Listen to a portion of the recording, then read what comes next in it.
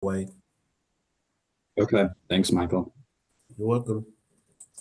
Okay, so we'll call the meeting to order. Let's start with the roll call. Elaine Hill. Grace Quinto. Dave Beats, Michael Bell, Mary Lou Medall. Chris Yak is here online. And Carol won't be here tonight. Also as a guest we have our Drew Cook and Amy Coco. Drew has to leave because he's got another meeting. And so I'm gonna let him go first. So we're gonna move item number 4A up above the vote, or the vote about hybrid meeting format. And Drew called me, I don't know, a week or so ago and said, don't freak out at what's happening at the commissary. So Drew, why don't you come to the table and then you can just talk Cool. about what's going on. And so I just said, why don't you come to the board and give us an update? yeah, Dave Beats. Hi, Drew Cook. Am I also being recorded so they can see me? Just so I know. You just, yeah. Yeah, you're all good. Perfect. So I work with Post Commercial McDonald, PMM architecture firm, and we were hired by the city maybe Couple of years ago. 2017 to do an analysis of the commissary and see, a full comprehensive analysis, plumbing, electrical, what needed to be done, and kind of come up with a hypothetical cost on it. During this time, the city asked us to prepare a set of drawings just to sort of protect the exterior shell of the building and not mess with anything. So that scope was doing new roofs because that single unit to the west has had some bad water damage on the inside and needs a new roof. And we determined that some of the roofs on the, we're calling it the northeastern section, didn't really even have a deck on it. It just had some purlins and metal, like a beat up metal roofing on there. So we had done a set of drawings to fix all the roofs and redo them. And it was kind of an alternate bid that picked and chose what we needed to do. And then we also had in our scope to just do a light skim coat over the whole building of plaster, mainly to fix the spots that were decaying and falling apart and to patch up the cracks. And I think possibly to paint the windows, but nothing more than that. No actual work. It was more of a encapsulation until the time came to work on the project again. And the irony is that we also were doing the museum, which is almost completed. They just need to finish up the electrical right now. But it was supposed to be the museum and then the commissary, and the museum drug on for so long. And they started the commissary, but they decided just to do the roofs because right now the city and the county are working with us to develop a comprehensive renovation plan for the commissary. In doing so, we kind of yelled pause on the project because there's actually a dual roof system going on there. And as we started to look at this project, we realized that probably the best way to get the electricity is going above the ceiling, but under the roof, and redoing the roofs and closing them up was not probably the right choice. The ideas were that this was going to hold for 3 to 5 years, but this next scope of work is right behind it. So the roofs are getting redone. It is all sealed up. You see some white material on the edging because it, in this scope is not replastering. So you're going to see that for maybe, I'm going to estimate 6 months to a year, maybe tops. The drawings are being done right now. We're starting to develop sort of a plan of what's going to happen on the inside and what needs to be done. And so, that was why I was calling Elaine, because I realized when I looked at the building, I was like, oh no, people are going to freak out seeing this white coating on the edge. So basically that's just the roof membrane coming up, and they sealed it on the top of the parapet, and that's to protect the parapet and the roof itself. And then, the next phase is we're going to come in and do a full comprehensive renovation on it, which is probably going to include new electrical, new plumbing, probably like some sort of HVAC, which will be mini splits, and just general taking care of it. But the interior of the buildings, and I think you guys have been in there, hasn't changed at all. It looks in fairly good shape. So the repairs that you're doing now are taking care of all this leaking. Just the roof, But, yes. but it's taking care of the leaks on, Absolutely. I'm calling it building one for the Yeah, western the building. contractor calls it building A. Okay, and, yeah, because that was the one that was most It had lived in. 2 bad leaks in it, yeah. So, And just to be clear, the leaks are remediated for the time being. So with that white over the parapet, will I just get painted? I mean, is that? when we come back in the second pass, we'll decide what the final finish is. I mean, it's kind of standard to see what they call riblet, which is kind of like a metal piece that clips in, and then it kind of has a clip that comes over the finish, and then plaster going up. Good, But we so don't- the plaster actually goes over that? Yeah, but we don't think that that's quite appropriate for this because it never had that. And so we'll probably just pull the plaster up and over with some kind of metal edge just to define an edge. Up and over and then back over the whole building. And I mean, in some cases in the building there, we will have to take plaster off, but that's not our goal in a lot of it. I mean, that, what we're calling the eastern building was stuccoed in cement stucco, I'm gonna guess 10 Yeah. years ago. Yeah. Maybe you guys know better than me. Yeah, it was a bad stuff up, yeah. Well, it's still holding up and in great shape. Yeah. So, you know, it doesn't necessarily warrant like a large scope of work, but we would probably, in our previous scope of what will end up happening is it's gonna get re-skin coated as well as the rest of the building, so everything matches. Okay, so like, and the back porches are gonna be redone, and Yes, the, we're putting and new the deck. lentils, I think, are bad on the courtyard side. I don't think any of the lentils are bad. There was bad decking in one section that they're actually gonna replace. Just up against the wall, there was a leak in there. But what we've decided is we're gonna put a 3/8 inch plywood over it. We're gonna paint the bottom of it so you can't see it through the original decking, and that's just gonna add like a extra membrane on the building itself, and then they'll just coat it until we come in for the next phase. Okay, so I don't think for roofing, we needed to approve. Well, we've already anything. gone through and done Yeah, all this. yeah. We This got all is just an the- No, update. it's This is just an update. Yeah, I understand, but all the approvals on all the, we haven't done, I mean, some of the concept plans were presented, you know, the details weren't really presented at the time. Because I think they talked about what had to be done, you know, the state. Oh, no, we brought the full set of drawings through here, Yeah, I remember. probably Yeah.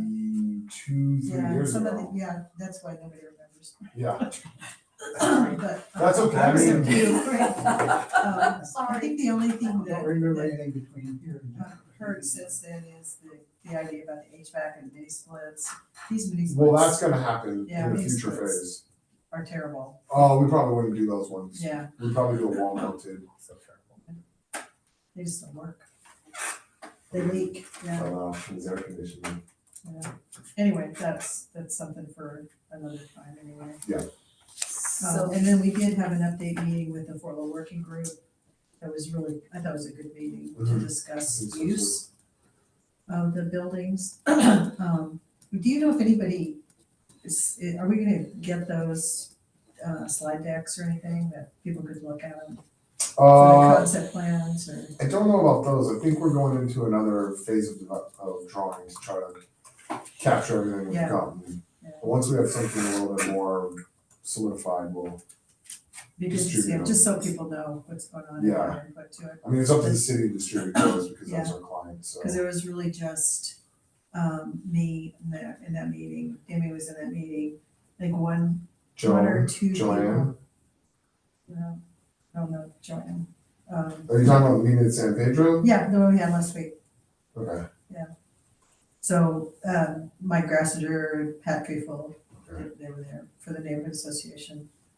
I thought it was a good meeting, just to discuss about the intensity of use and things like that. I have a question. The interior spaces, are you gonna be doing any work until the actual uses of those spaces is determined?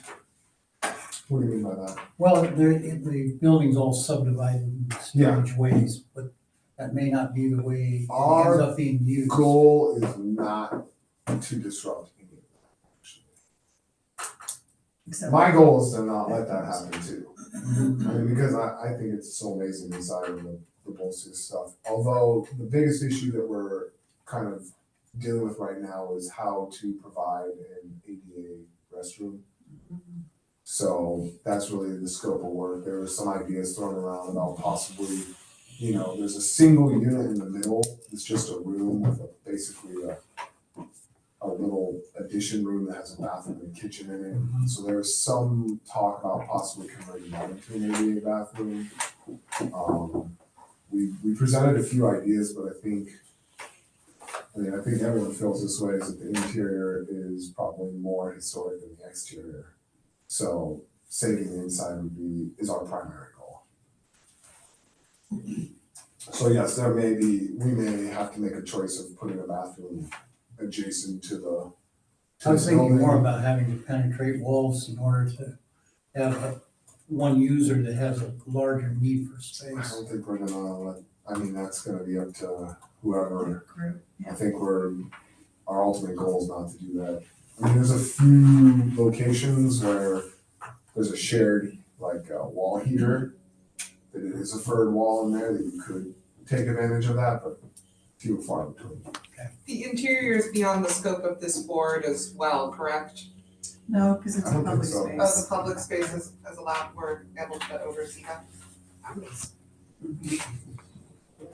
Are there proposed uses for it? Or is that say it just hasn't been announced?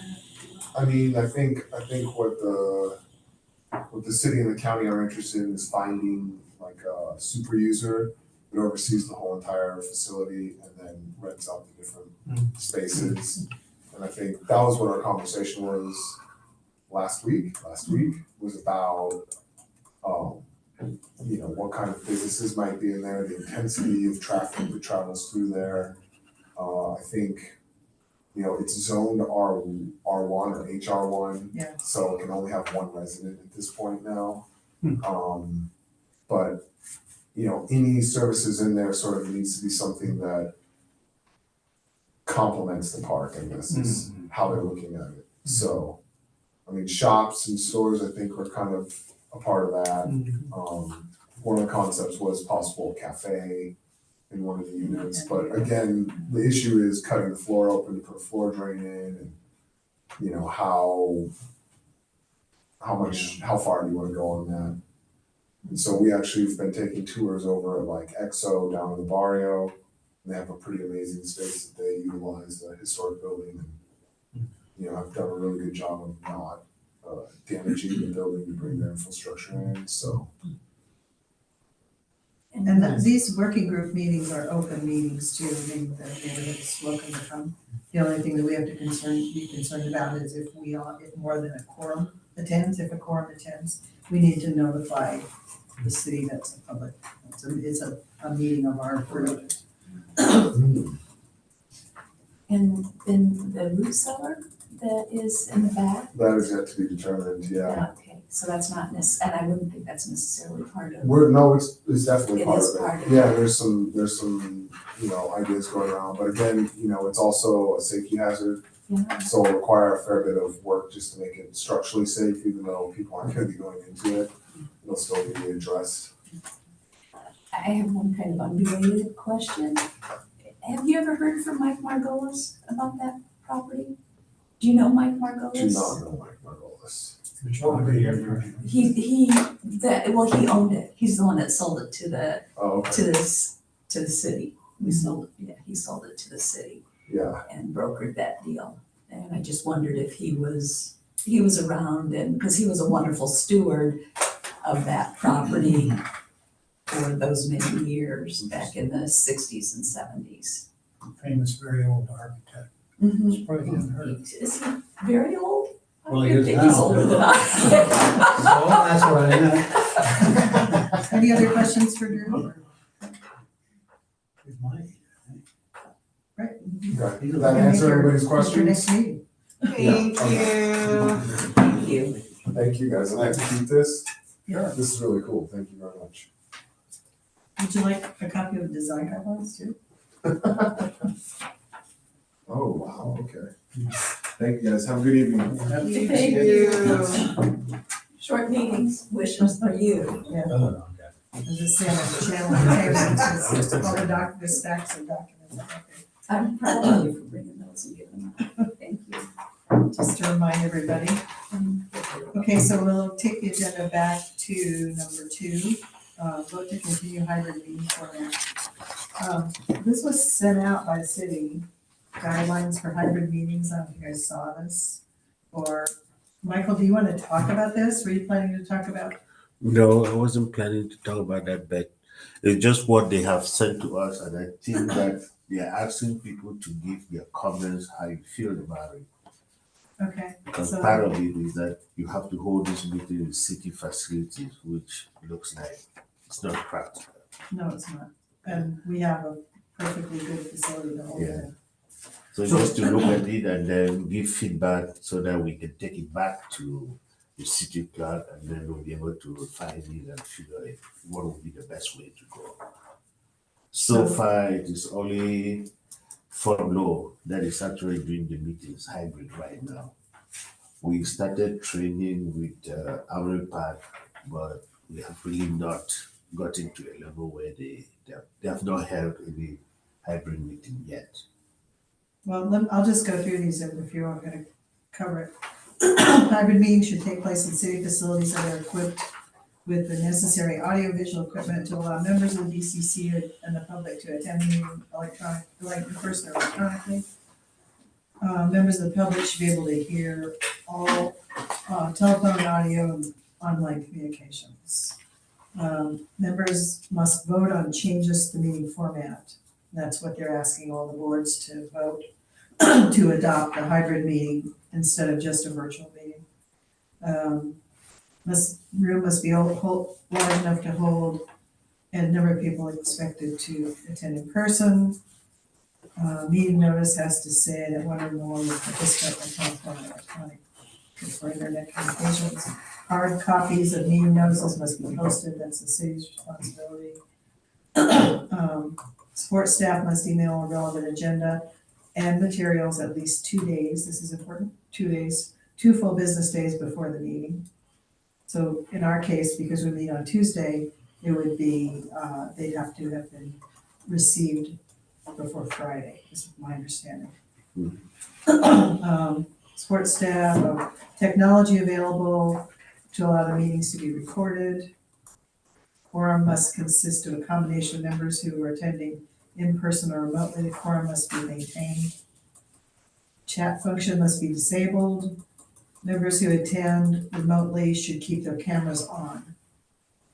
Members must participate in the roll call each time, at which time the support staff or chairman will indicate the members who are attending by phone, video, or internet. Chairperson must also require that all votes be taken by roll call. Members participating remotely must vote on all matters in the same manner as those physically present, as long as they participated, there's a typo in there, I think, in the participative of the discussion, presentations related to the item, not just for the vote. So in other words, you have to be there, you have to participate, you have to be on camera, and it has to be a roll call vote. So I don't think we have any issues with that, except for the take place in city facilities. This is essentially a public facility, the San Pedro Chapel. And our meetings are open, there's enough room, we have the equipment, if the city doesn't have it. So are you asking us to vote to continue in hybrid meeting format by these rules, or do you want comments back? We would prefer comments back. Okay, so we won't take a vote, because our comment would be that we would intend to continue to meet here until there's another city facility available to us in our neighborhood, which there will be, but it's not gonna be for a couple of years. Does that suffice for your That should be comments? good. And I'm a little bit curious about the cameras on. A lot of people, when they're doing this, have not had cameras on. Carol would be one of them who doesn't. she listens, she participates, she meets all that. I don't know why she doesn't have a camera on, and maybe because she doesn't want to wash her hair. I don't, I don't know. But I'm not sure, for me, that doesn't seem like it breaks the rule, or It doesn't Makes talk, that's not what it's talking about, it's talking about that camera right there, is it not? No, it means if you're remote, if you're attending remotely, like right now, Chris is attending remotely, Mhm. he should have his camera on. So, I think that that's a reasonable professional expectation for meetings, to put your camera on in a meeting setting if you can't be there in person. That's not a very outlandish policy. Think of all the things you can't do then, though. That's right, you have to be at the meeting, participating and sitting in your chair. you can't roll your eyes. I know that for PRS, the way their meeting is set up, their camera comes on when they're speaking, right? Probably ours does too. That's kind of a common practice, is that way you can switch off so that you're not distracted by the whole room. Or you can put it in gallery mode so you don't have to see Will the, everybody's. will the city staff also be putting their cameras on? I don't know. Yes, Is that part of the new policy? I didn't hear that. it's always been there, mandated us to do that. My camera is right on. It hasn't happened, yeah.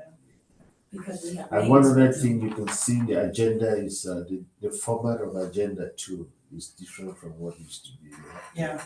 actually say that it's a hybrid meeting and those kind of things, so. Okay. So in this instance, public is a public space is an acceptable substitute for city space? I mean, I don't. You can necessarily make think that of as a it through as proposal. being sort of coterminous. I'm sorry? I say you can make that as a proposal.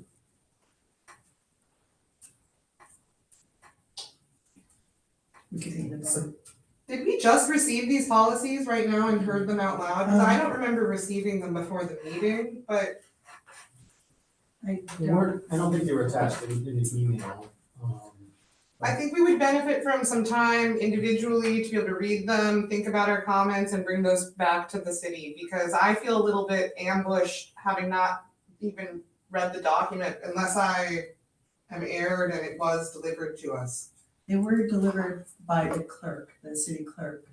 But I don't know if it was just to me or just to everybody, because I can't tell. I don't. Yeah, I I don't think what we did was Jody sent it to all the chairs, and the expectation was that the chair was going to distribute it. But Okay, if you so want us, then- if you want us to send it again to everybody, we Yeah, can do we that. should.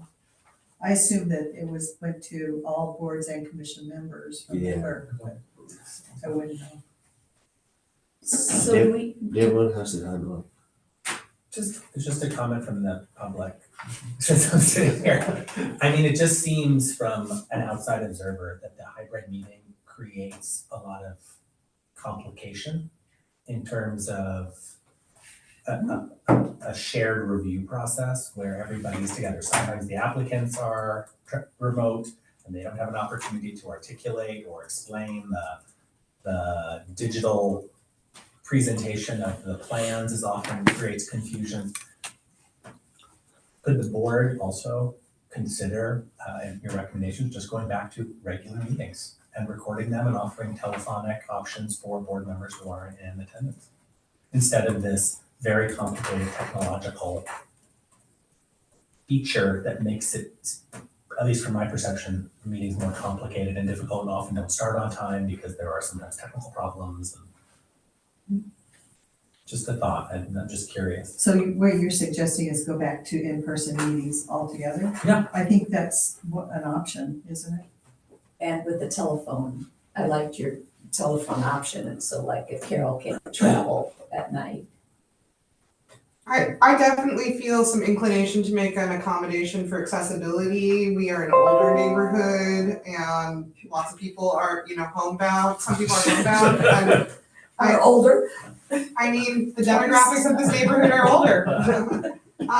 So just thinking about who's in the public of this neighborhood and who wants to participate or listen in to review processes, who are the neighbors of properties that are being impacted by this board's decision.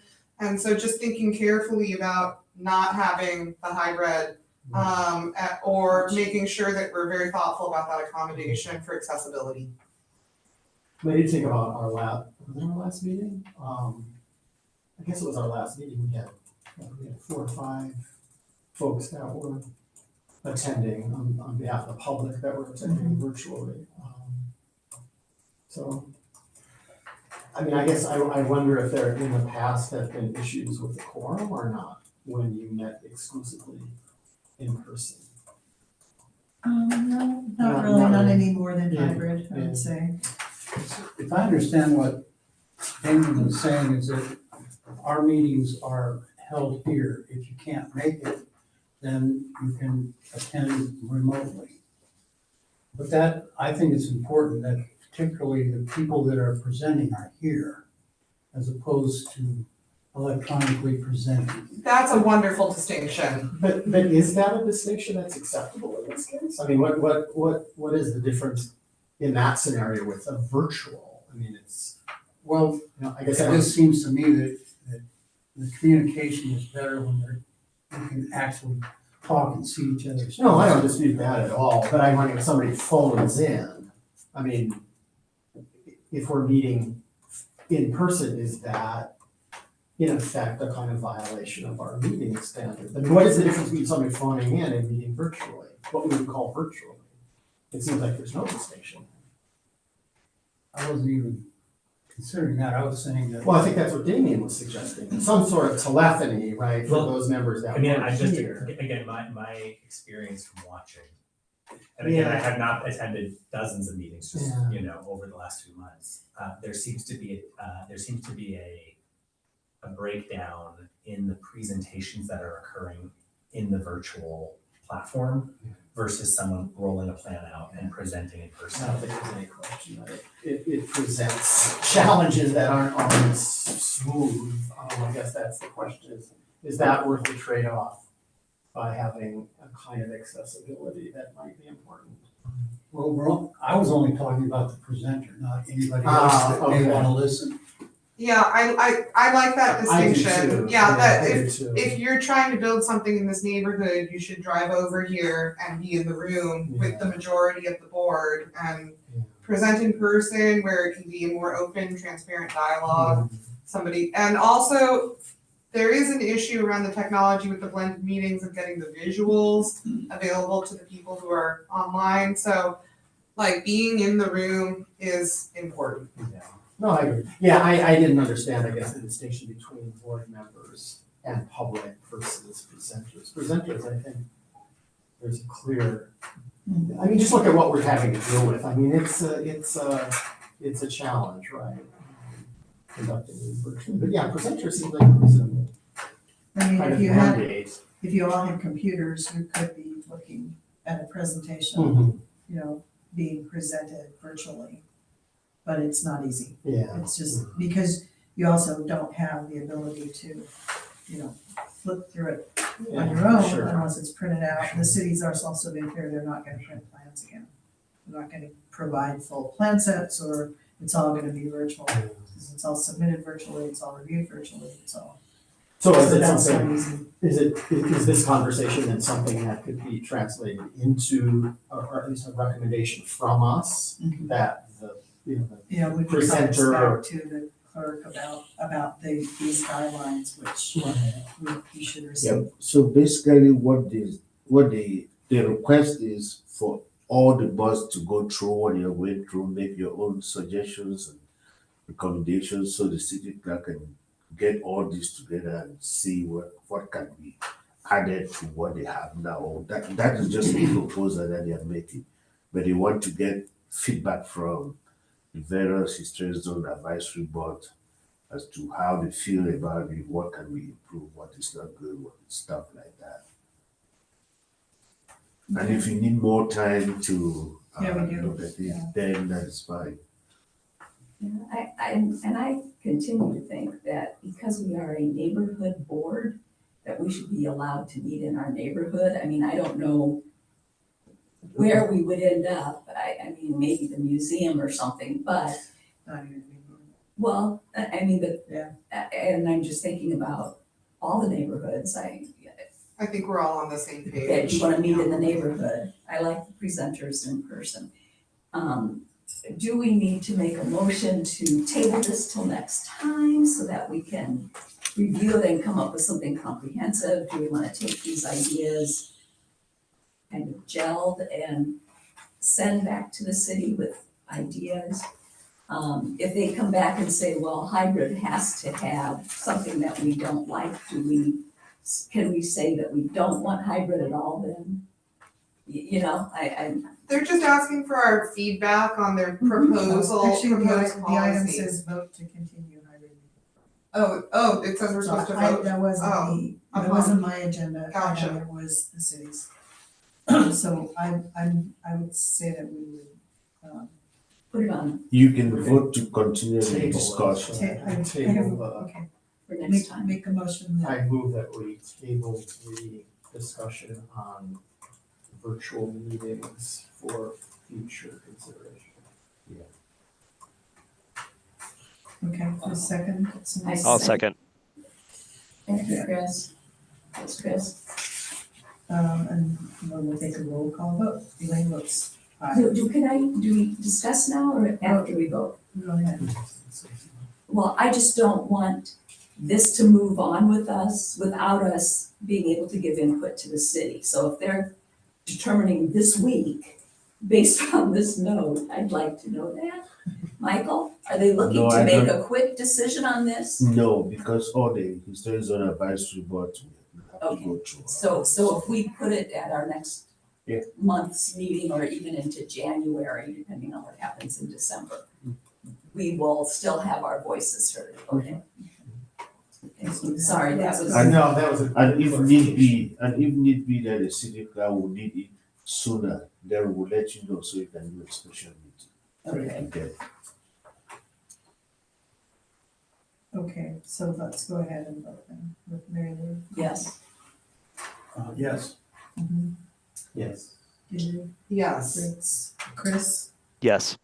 Elaine, yes. Okay, so it's unanimous to continue. Okay. Number 3 is approval of minutes from September 26th, October 3rd, and October 18th. And the meeting minutes for those 3 meetings, starting with September 26th. If anyone wants to review it, that was, had to do with review, we talked about the fact that we had several design guidelines and policies that require updating. That there was a review for the perimeter wall, 5360 Fort Lowell. And there was an update, or a review of the Ponyfield. So if anyone wants to see that, it's 26th. The October 3rd was a review of 5301 East Fort Lowell. And October 18th was a vote to reconsider 5301 East Fort Lowell. Can we, I have these can all. we hold this vote on these last 2 meetings until after we hear from you about where we're at with this project? Which project? Is there The one on Fort Lowell, 5301. yeah. 5301 is the teacher's house. So I didn't Okay. attend, I didn't, We're- Okay. I just, my concern is, we need to make sure all our T's are crossed and I's are dotted on those 2 projects. yeah, So, Would you like to delay the vote on your minutes because we haven't had a chance to review them? well, I haven't had a chance to review them, maybe that's probably my fault, but I read them. I haven't either. That's such a hot button item, I would prefer not to approve anything until we come to some kind of resolution on it. Maybe that's not possible, but And I'm not concerned about resolution, but I would like to be able to review them to make sure that what it says I said means what I thought I said. It looks like you made a motion. I know. But that, is there a Would reason? you, is there a reason not to approve the ones from September 26th?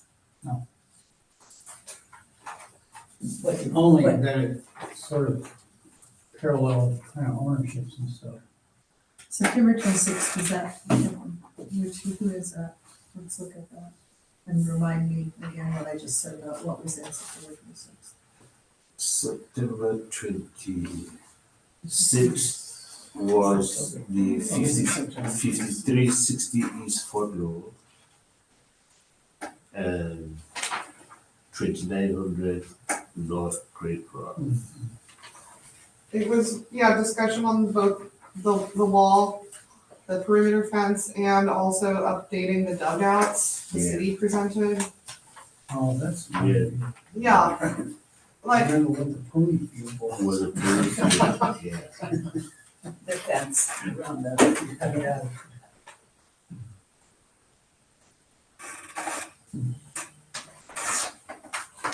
this is just the documents from the meeting.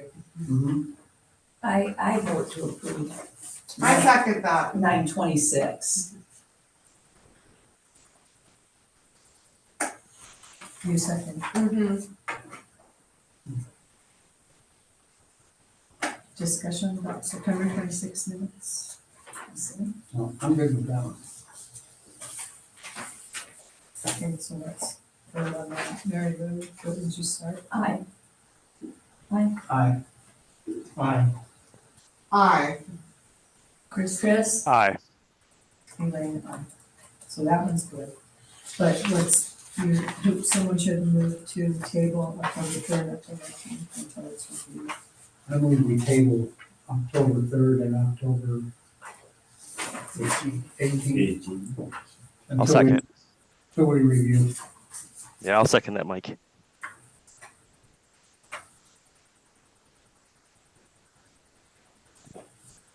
Okay, go ahead and vote on that. Aye. Aye. Aye. Aye. Aye. Aye.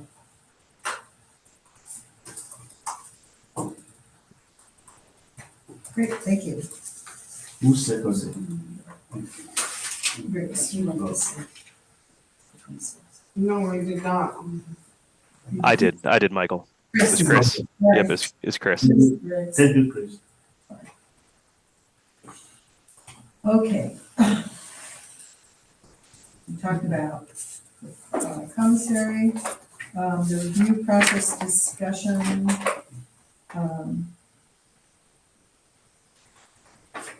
Let's go ahead and talk about that. So these paper copies, pass those around. I think Digital. everyone. You want one? Take it in. Sure. Yes. That's the one. Okay. So there are two topics, and what I'd like to do is, when we have time, when we don't have a case to read, is to address some of the updates that we need to the design guidelines. So two topics that I'd like to talk about tonight are development zones and perimeter walls.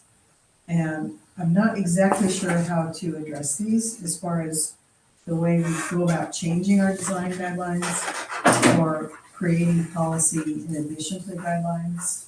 And Dan's helping because he's helping on behalf of the Preservation Foundation. So I'm inviting him to participate in this discussion. We don't have anybody else in line except Chris and Wyatt. So, but be aware that there are people who listen to these discussions. These all goes on YouTube. And there are people who monitor these meetings and make comments about them and write letters about them. So let's just be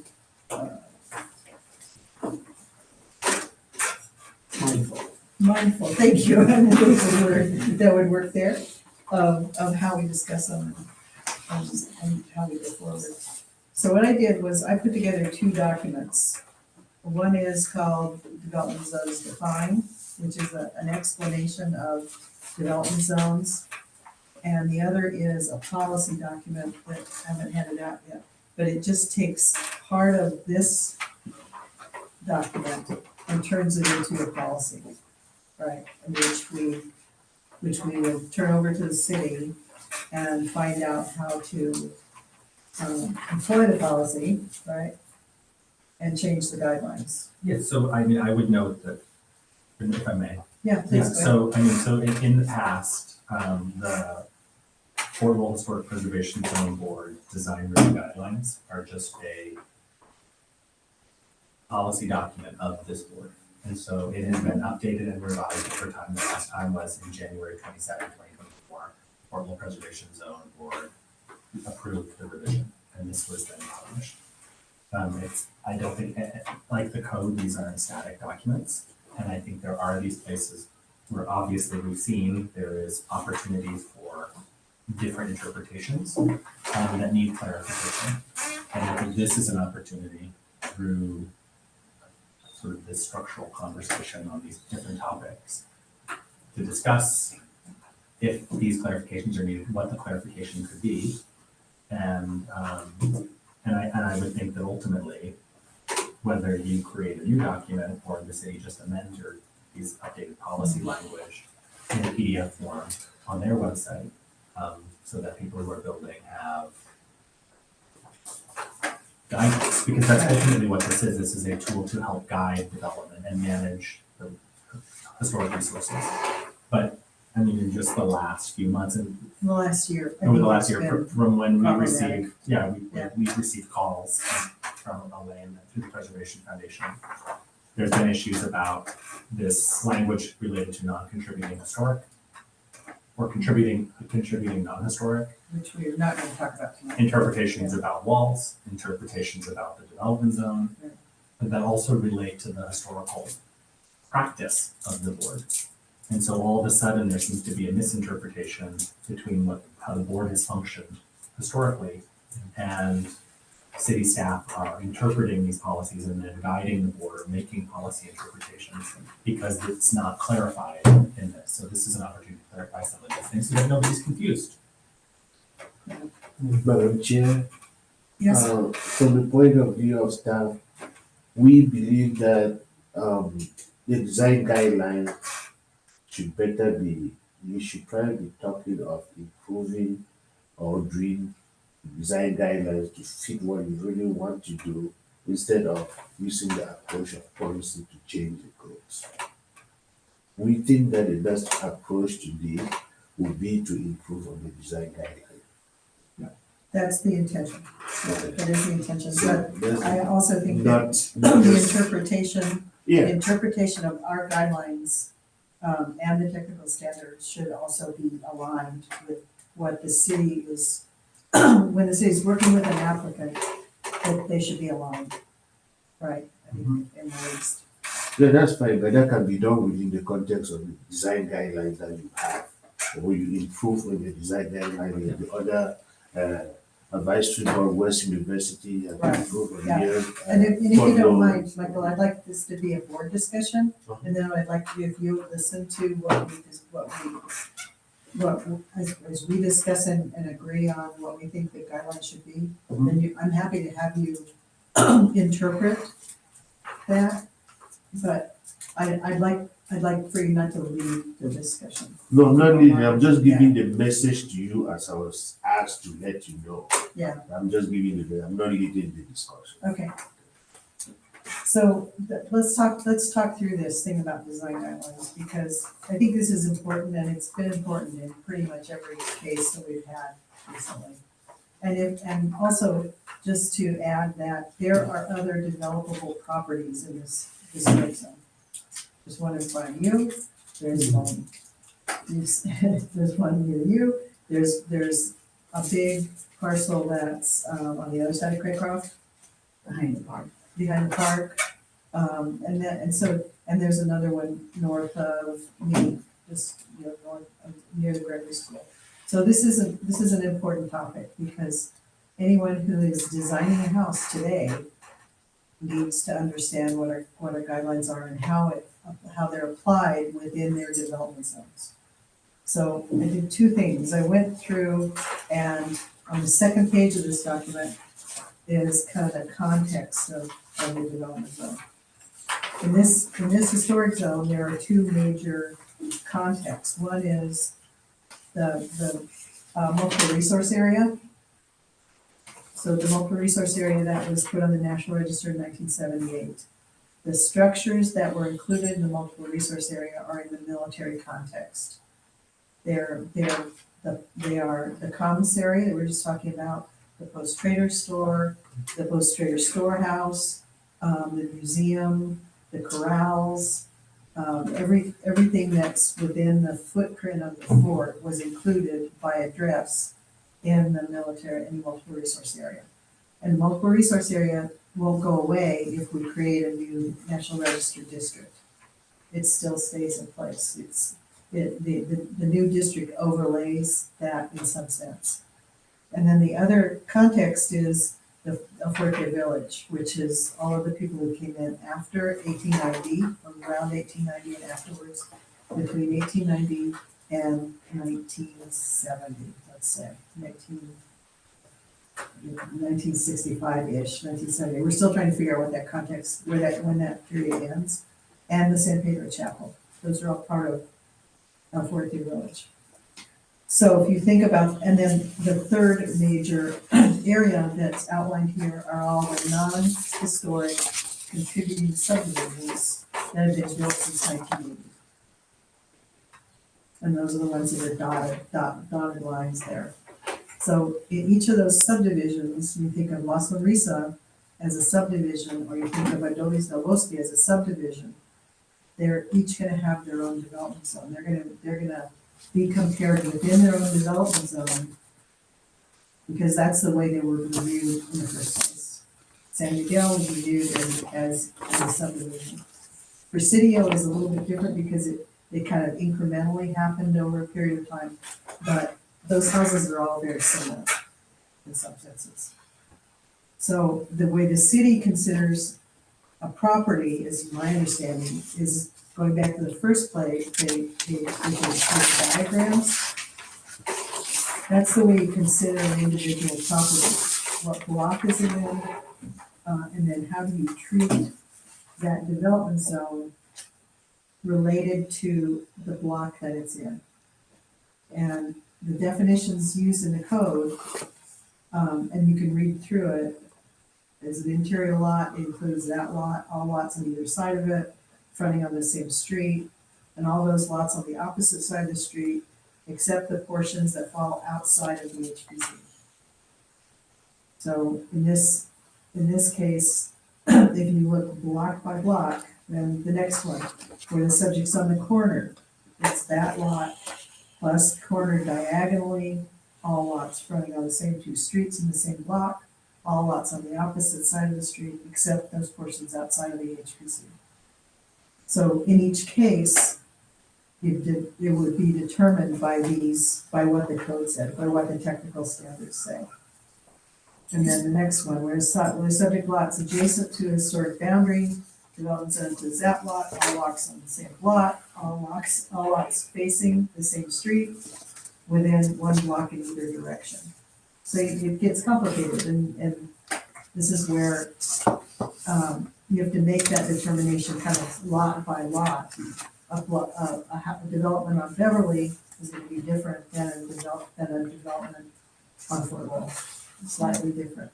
But within that context, it expands or contracts.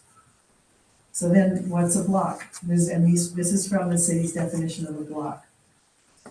A unit of land that, or a combination of streets and public lands, railway, rights of way, water courses, or other barriers to the continuity of the unit of land. And a block can be one lot, a block can be made up of several lots, or you can just refer to it as a lot. A street defined, and this is important because it says any permanent public or private right of way other than an alley, access lane, or parking area to accommodate vehicular travel lanes parking lanes, bike lanes, pedestrian facilities, utilities, and other such design features, whether designated as street, drive, highway, thoroughfare, road, boulevard, avenue, lane, or place. And so when you think about Beverly's a street, a city street, Raycroft is a city street, El Callejon is a road, it's a deeded road that serves 8 homes, right? They have deeded easement. And so that's a road. The city considers that, by their definition, to be a street. That's a boundary. Can I ask a question? Yeah. There's a easement, right-of-way easement that runs one lot behind our house. Would that also be considered a road? And this, it sounds to me like. The one that goes on Allen's, It goes to the Correct. Romero house. Yeah. It's a deeded easement to one lot, right? No, it's a deeded easement, 1, 2, 3, maybe 5. Sounds like it meets the criteria. Scott, folks south of him. I mean, when I look at Narrows. the visual that the city has provided, and, you know, it's a little bit different for our neighborhood because we're not a grid, but it's really clear to me when I look at this graphics that it's the house and all of the properties that surround it, and that, and it goes all the way to the corner. And so, yeah, I love understanding this visually as a team, that it doesn't go forever in every direction. It's really the houses that surround the property.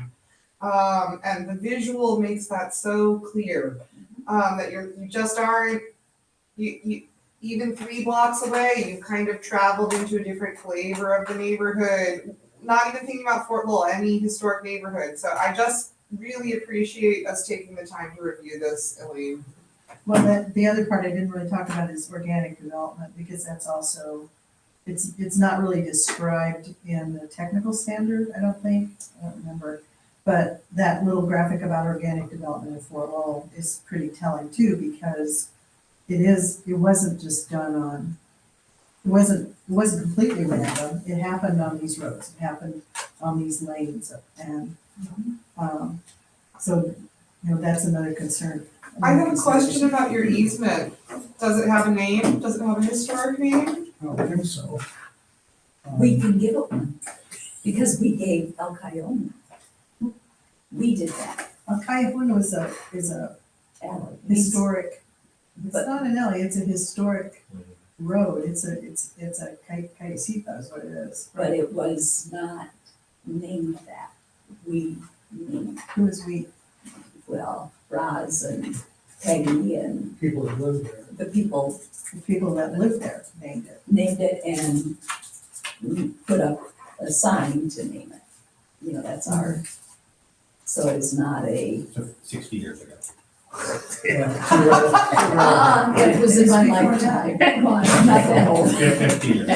But I don't believe that's true. I think if you look at the people of Fort Lowell and some of the literature, that was the name of the road, right?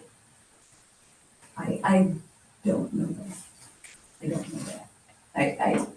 I'm not arguing it, but I think that that's why we can give Mike's But for 45 years. Not you, those people that live there. 40, how old are you? Okay, 43 years, For at least 43 years. 40-ish years, anyway. Maybe more. What do I you just mean think you by have to we? be really careful about Well, is that, terminology. It's not a board function. it's not a board You function. have to be careful about terminology and the words that you use in describing it. I mean, I see. that's why I was just curious if you knew if there was a historic name for your own easement or lane, and just, I think it's hard Yeah, it to is. talk about it that way. Oh my God, I hope nobody uses it.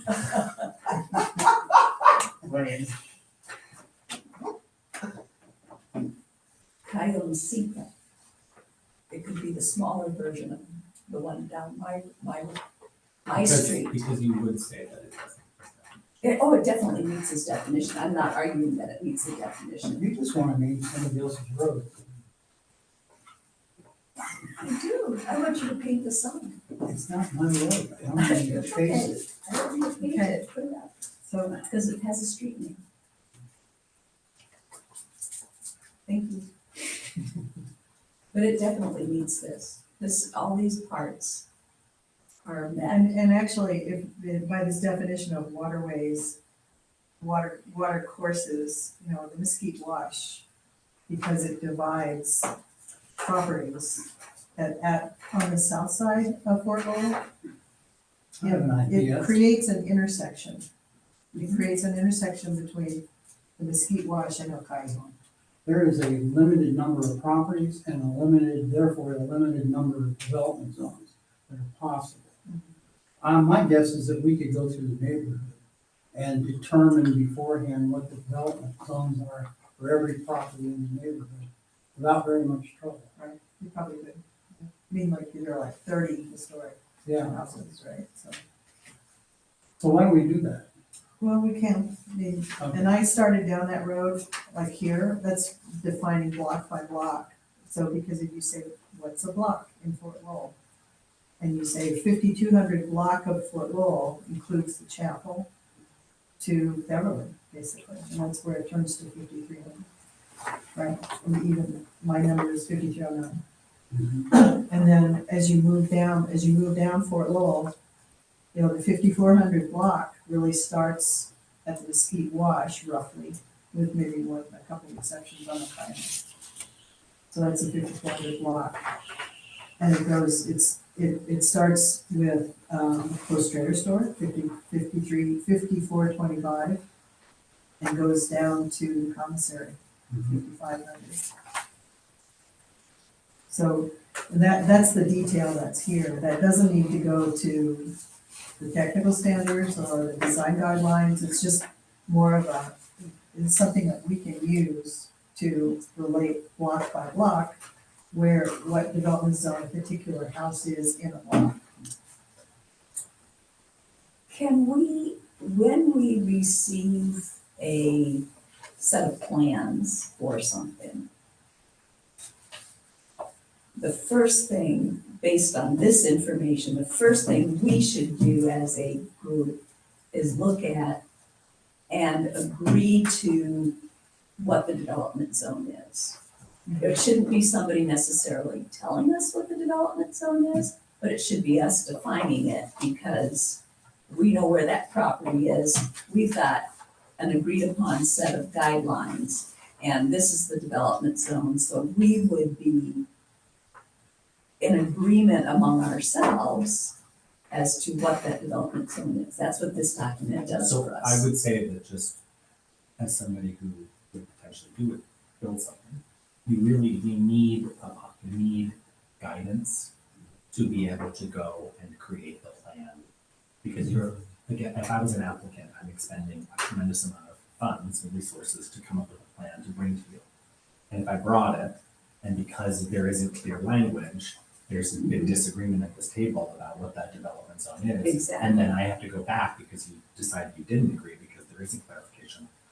There's like a huge expense potentially. So I think what this is an opportunity to do, I think, the language is really just provides very clear clarification in a very elegant way. And I think you'll see the language that it solves the problem very clearly. Who defines it? Does the architect, does the city, does our board, who defines it? This updated policy is what defines a development zone. That's why we're bringing that further Okay. clarification, because we have an understanding when we look at this document of what it is. We just reviewed it and all, it seemed like agreement. But when somebody's never done this process before, they don't sit on a historic board, they look at this graphic and it's hard for them to apply it to this neighborhood. That's why it is the job of the applicant to identify how they are participating in their historic neighborhood. And we're giving them more clarity on how to do that correctly. Because right now, it's very willy-nilly and it doesn't seem like they're getting the direction from the city that they need. So we're working to enhance our communication to applicants so that they can be successful. And right now, it's not happening. Since I've started attending the meetings, every single meeting I've been to that's been about a review process, any questions that have come up about the development zone have been just bowled over, ignored, unresolved. And that's what this effort is around, trying to get up upstream of those issues way back so that the city has the clarity that they need to be communicating with applicants at the beginning of the process, so that we're not reviewing projects that have been designed around development zones that are applicable, which is why we just appealed that entire house, because it incorporated itself into a development zone that had nothing to do with it. And that's why we're trying to bring this clarity here. It still begs the question, because as you pointed out, you have invested a lot of money to get to the point where you're gonna start designing things. We're not seeing stuff when you're starting to design things. At that point, I assume that the owner is the one that defines what he thinks his development zone is, takes it to the city, they look at it and say yea or no, or you need to change it or whatever. Them in like a pre-submittal conference to So make the that purpose of this determination. is to clarify to the city what we think the development zone should be, is that right? If- What it is, not what we think it is, what it actually is by the unified code standards, not what we think it is, what it is. So that when they come here and they've inappropriately selected development zones and they wanna build a 4,000 square foot home, we can say, no, I'm sorry to say, this is not your development zone. And this is our document, so you have to go back to the drawing board and not continue, tell them no. No, I It's just think that, it's to establish a policy that says what this board is considering to be. it doesn't seem to me that an applicant is gonna define his terms and what serves his interest best. That's why we have to improve the And policy. I'm not sure that, well, maybe we can get there, but I'm not sure that every instance possible is gonna be defined by what we do. No, So and I they think define even it. in other historic zones, they have the same struggle. Sure. Because but a certain block may be different from another block. Or some Yeah. totally out of, something that doesn't apply to anybody, Yeah, right across the street from them. right. I'm just saying that understanding needs to be clarified early on in the process, as early as we can. I agree. And we're not seeing this stuff until later 2 on. days before it's submitted to us. So how do we solve that problem?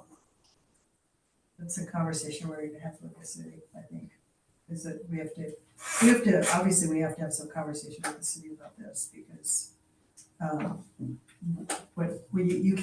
you can't review something that you believe to be incorrect, and it's already gone down the path. Mike, when we were at the mayor's, the mayor said, I am so angry at my staffers because of this dysfunction that is happening to our board. Like, we are the ones who are suffering because of what's happening upstream. So you're 100% correct. Something's happening way upstream with the application process. But one thing that has to be supported is this document, so that we can continue our efforts to get back on track with the city and get the applicants back on I'm not track. disagreeing with what you're saying. I'm just thinking maybe they can implement something where a board member or 3 board members goes and reviews and approves the development zone earlier in the process. I think it should be given to somebody, some representative of the board, even the chair, before it gets to the point of design review. That's- Yeah. Be good to codify that or get it in our guidelines. Agreed. So based on this discussion,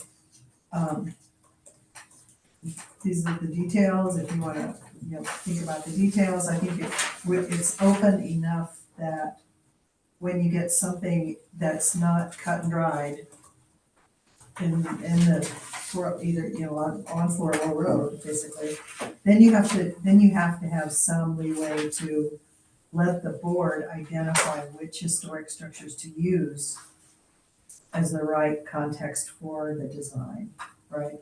So when you're talking about additions to existing properties, when you're talking about new construction, you're talking about something at the Gregory School. The Gregory School is gonna bring something up pretty soon here, within the next month or so. Then, again, that's different, you know, what's their development zone, they're in the buffer zone, they're, you know, what's relative and what's gonna fit, and you have to have some. But the intention right now is to get a policy together that says, you know, just the basics. This is just the basics. What's a block, what's a street, and what's a development zone? Yeah, it makes good sense to me. So this document is just a policy statement. So this is the policy statement. Did you want to talk to David? Hey, Elaine. Yes? Hey, I got a question real quick, mostly for Michael and the city. So, you know, there's the all historic zones. There's this resource checklist for applicants and review boards. So presumably each one of these kind of follows our guidelines, right? So there's a development zone, height, setback, site utilization, building form, so on. These are all things that are in our design guidelines. So the first thing is development zone.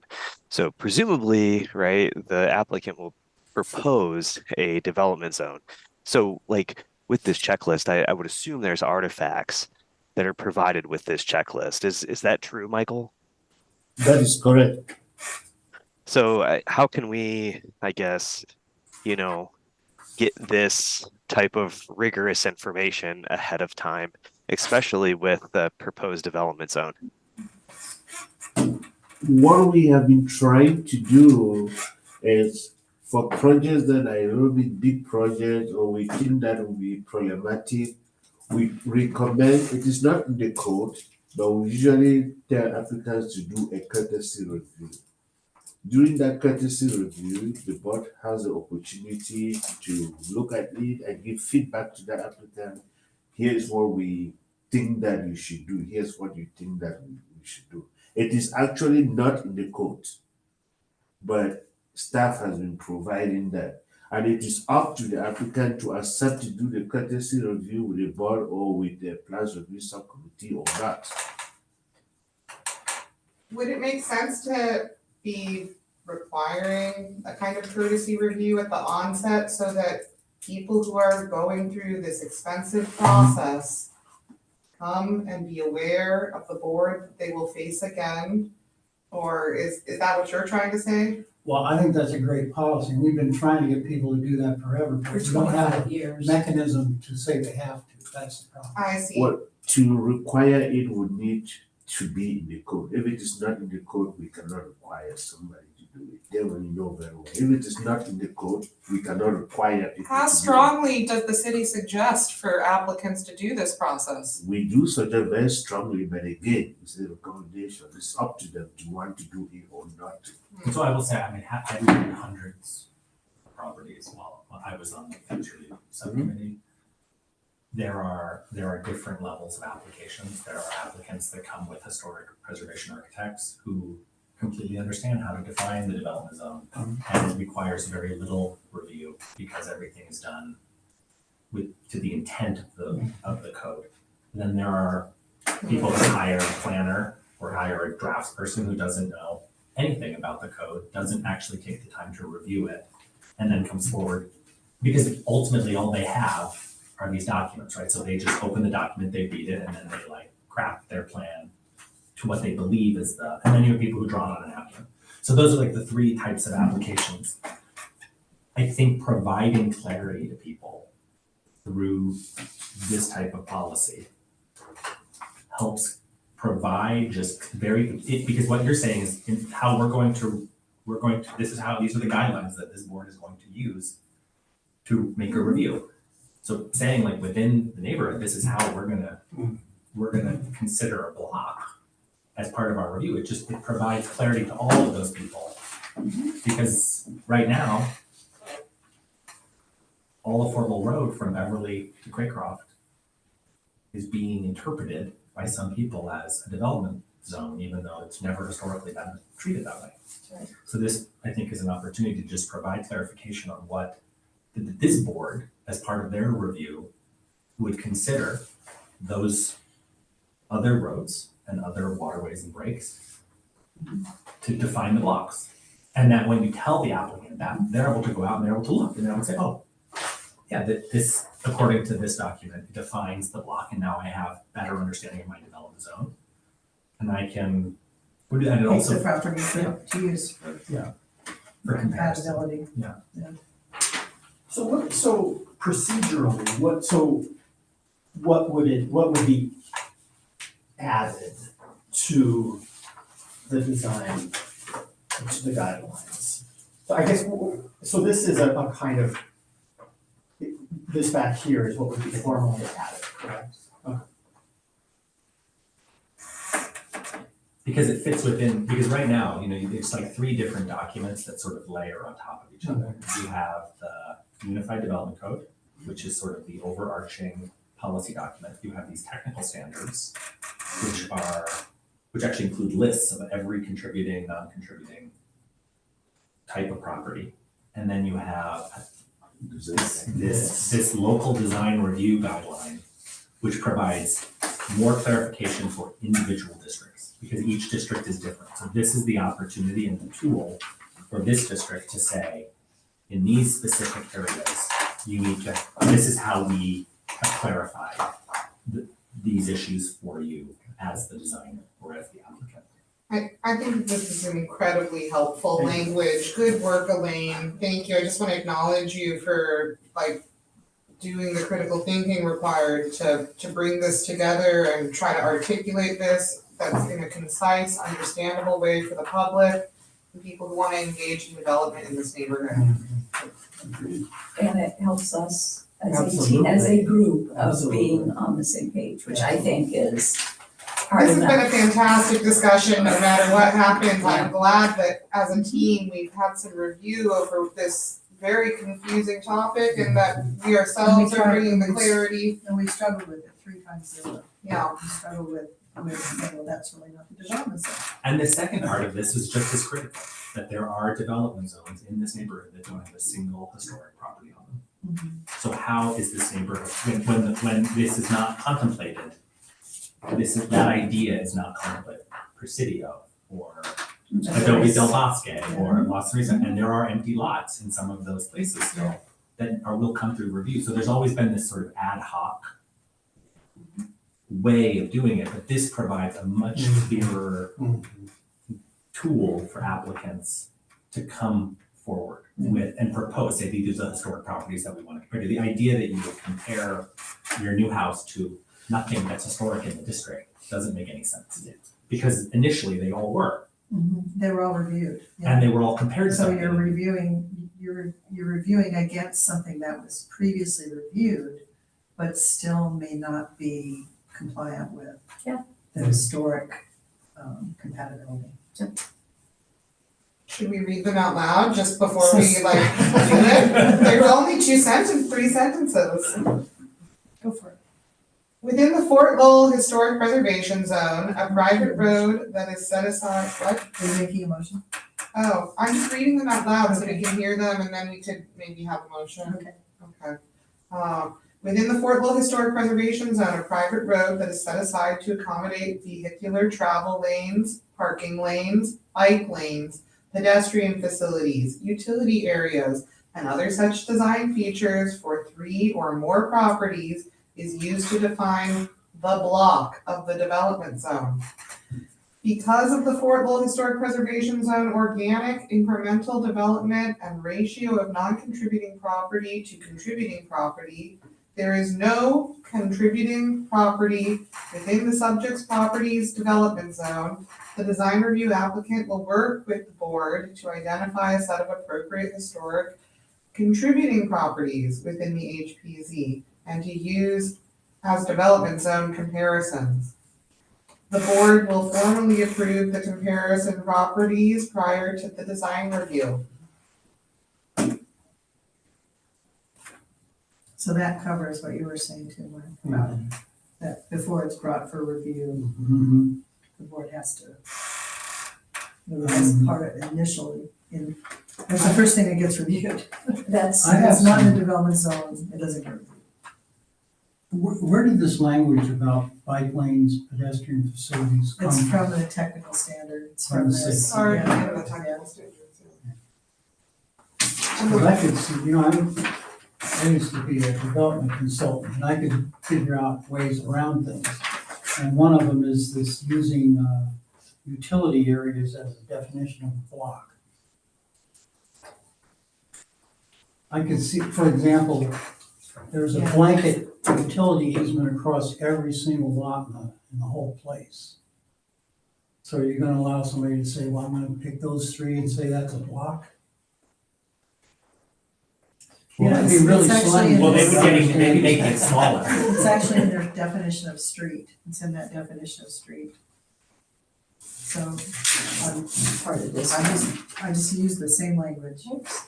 What about where, I'm sorry, I've lost the document where it stated about the washes to you. I do actually think that's pretty useful for this neighborhood. I don't know if anybody else sees that usefulness, but with the semi-rural nature of Fort Lowell.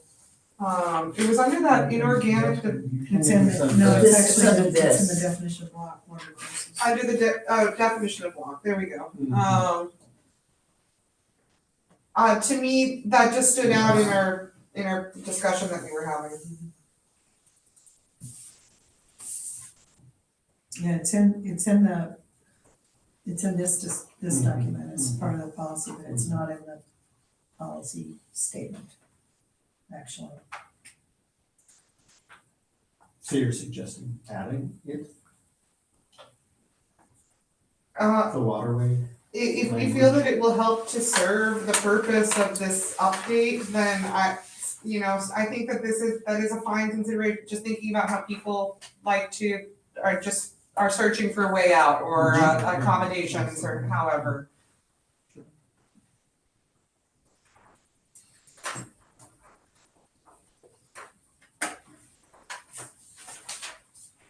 I think the one thing, Mike, about the utility areas is the fact that this is for 3 or more properties.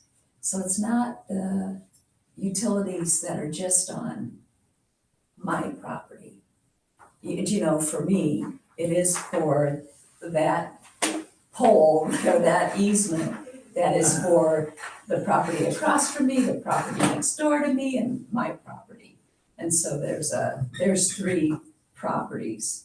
So, But would you really want that to define the development zone? Just 3 properties? Seems to me we want the development zone to be inclusive. So we're looking at a lot of alternatives, not just one. I would say that this, so like on Fort Lowell, again, the core of the historic resources are really on Fort Lowell and Beverly and San Francisco. That's the bulk of the developable property. So I think that there are these lanes, El Cajon, which create, they happen to define the contexts. Mhm. They also define, and not only do they define the context, but in each of these sections of the development zone have a very different feeling of the neighborhood. And so this provides, just by it's just highlighting the city's already existing policy. It's for whatever reason, there seemed to be this pushback against the inclusion of what has always been historically accepted as these dividing blocks of the neighborhood. And so this just formally clarifies it. So, Cajon is easy, we all agree on that. What about the one that we were just reviewing when we reviewed the wall, the driveway that goes Oh, back? look, they're quite visible on Google Maps now, though. They've been labeled and you can see the blocks right there on the Look at the that. busiest map resource. what's the name of that one that We've goes got between Spicer and? Camino Ochoa, and Spicer Lane, and El Cajon, and maybe even another mystery lane that was discussed Is tonight. it on your map? This is Google. When you Google Fort Lowell, these street names are available to anyone in the public to see. This is the one that he's talking about. It's not a question of that, though, it's a question of how an applicant's gonna define things. So that little house, like that had 3 houses, so that would fall under this. Right. Yeah, and I think as we discussed it back and forth, you know, They take sport. 2 houses, 3 houses really feels like that's, in this neighborhood, that could make A road, a road. 3 houses or more. In a semi-rural setting. And that there are some examples where there might be 2, and that's not the same. That's a shared driveway. That's a shared driveway. There you go. And this just defines that a little more clearly. so let's go back for a minute to utility. It says utility areas. It's really not talking about easements. It's talking about, if you think about bigger areas that are set aside for utilities, like there's one over on Sydney where it's a lot that's just a utility area, right? So I don't know that you count that, but I just wanted to keep it with the city definition. I didn't wanna try to divert from that too much. That if you go back and say, oh, we have to define a utility area, I don't wanna do that. I just wanna keep it clean and just use their definition. I was thinking more of eliminating the criteria. Yeah.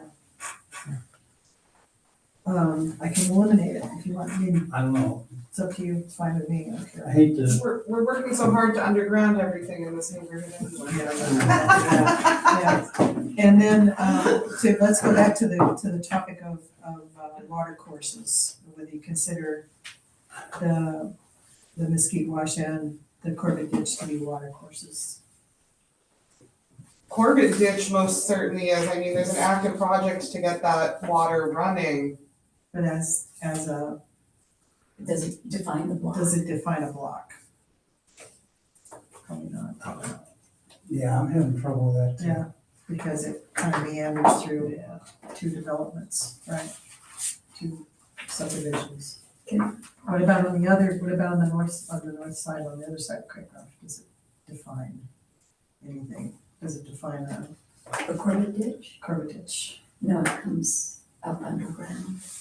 It did a long time ago. Yeah, Before it was, Before there was a bridge. well, the Corbett Ditch, everything north of the Corbett Ditch was agriculture, really, and everything south had houses. And that was really the Corbett Ditch, because it was the floodplain. It sort of defined the floodplain in a way. Okay. So we'll scratch. It's- So we'll just leave it at streets. in that But, case. but, again, I would just play that, I think it's interesting. And I would just say, like, the Gregory School Yeah, is different than the rest of the neighborhood, and it is separated by the Corbett Ditch. And that other riparian wash, the other chamlet that runs out to the wash too. There's washes all around the school. If we add, not the Corbett Ditch. And it's already in Washes. it's already in the design technical standards, I think. I would just say the one thing I think it will do is it will just create, I think that the intent of this though is to create more clarification, not create more confusion. Mhm. And I think, Mesquite, like, is Mesquite Wash a wash or is it Ohio? Those things are one property apart. And so, Yeah. Does that mean the property in the middle is both, just yeah, I would not use water courses. at this moment? You can Okay. always I revisit in mean, the I future. think St. Gregory's a good example of where they can define their block by the washes that define the property, and now you don't have any development zone. Yeah. And I mean, you think it's Mesquite Wash runs all the way to the river, right? So Right. it does divide, Hill Farm Yeah. from Gregory School, from the alley, from the Adobe Del Bosque. It was probably part of the Hill Farm proposal. Anyway, I don't think we need to worry about that. Yeah, okay. Oh, Do you think? So- I don't know. we're gonna stop talking about things we don't have to worry about. There is a typo, Where? or there's a missing word, it should say the applicant will work with. single word. Work with. We'll work the board. That's probably more appropriate. Okay, so if I change that and I take out utility areas, I don't know, is everybody kind of in agreement to that? That's Yeah, just okay. my thought. okay, Well, does it define my area? No, all Utility the area? other things do. What do you mean? Okay. Utility area? Jamie just says no, all the other things too. No, because it's the vehicular travel lanes. Well, you know what else is a utility area is the Bosque north of me, that hill farm, it's a flood area, it's a flood set aside, right?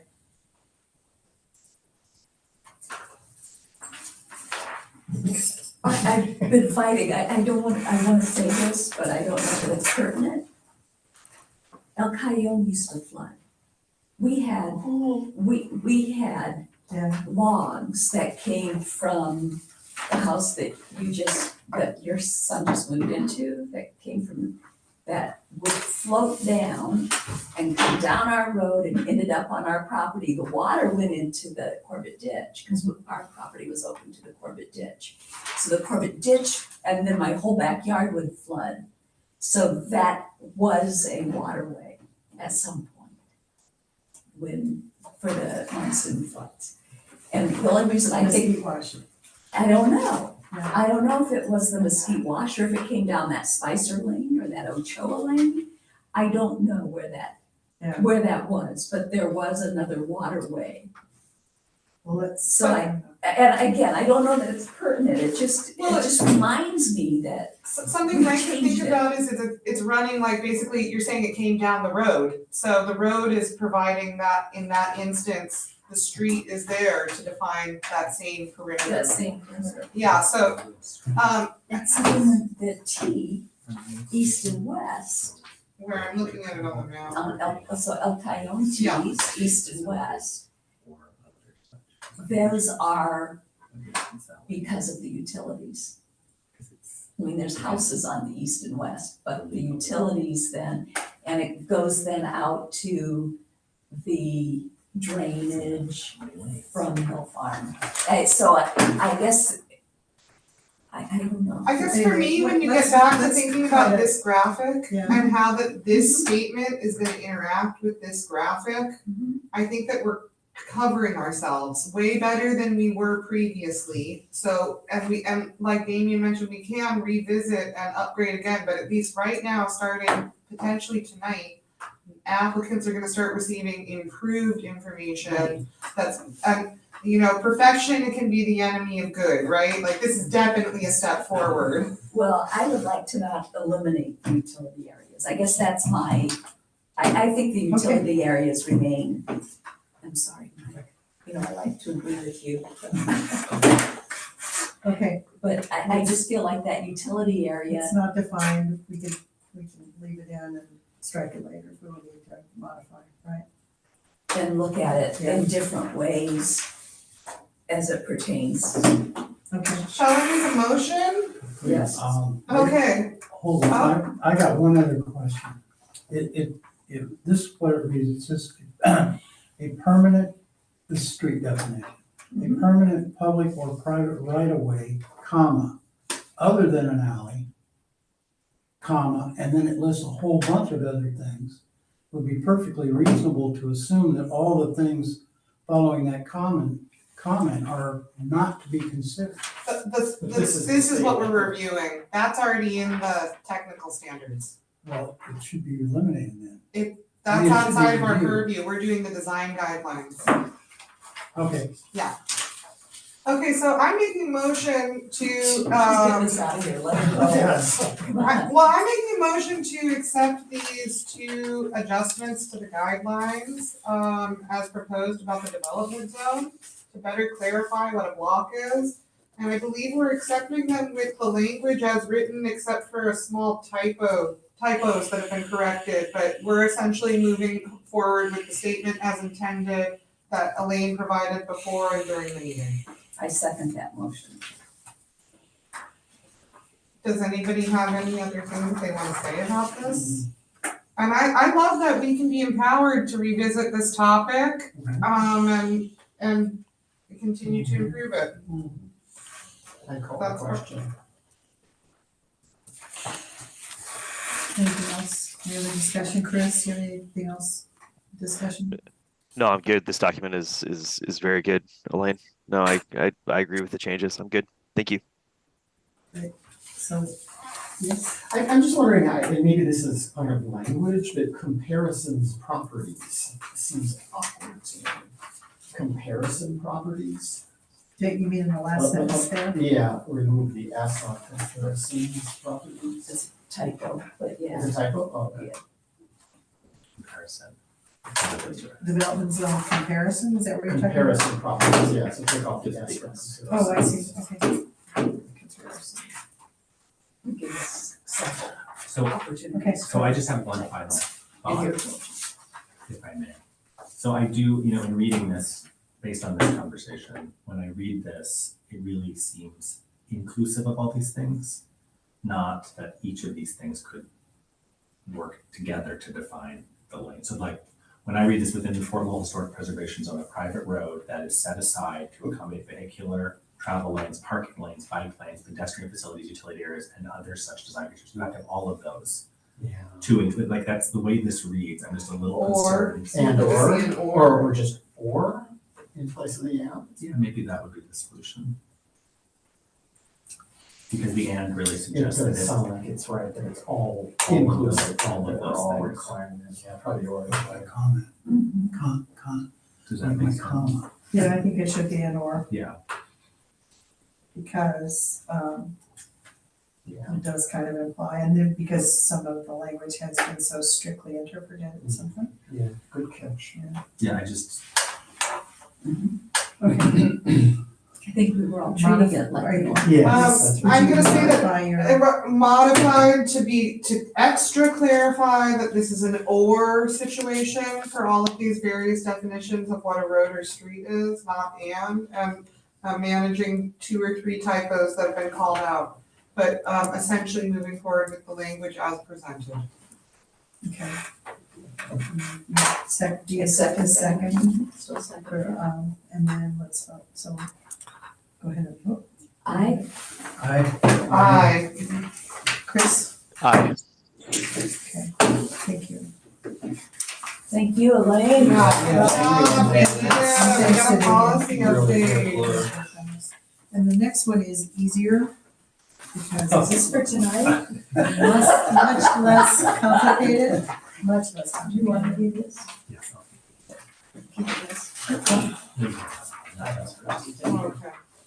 Does anybody else need a copy? This is for the walls. I have one here somewhere. Here, you can have that one. I got some. Strike all of your other documents. We're now talking about walls. Wow. So this first part of this first page just is the code, is the code as it exists, the technical standards about fences and walls, which we've been through without change, right? The Fort Lowell review guidelines, enclosures, as it exists right now, is at the bottom of that page. Fences, walls, enclosed open space, privacy must be compatible with architectural style. Subject structure and historic character of the development zone, generally adobe stone, stucco, masonry, ocotillo, and wrought iron are acceptable.